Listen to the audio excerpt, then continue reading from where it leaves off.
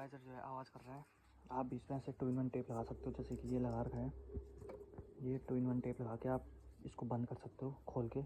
घर ही में आप ये काम कर सकते हो 2 किल खोल के। एक यहाँ की किल है, एक यहाँ की। ऐसे में आप इसको 2 in 1 टेप आपको जो है इधर कोने कोने पर आपको ऐसे लगा देना है। कोने में आप 2 in 1 टेप लगाओ, आपका जो है कि ये बंद हो जाएगा आवाज़, जो ये कर रहा है आवाज़। ऐसे 2 in 1 टेप लगा के वापस इसको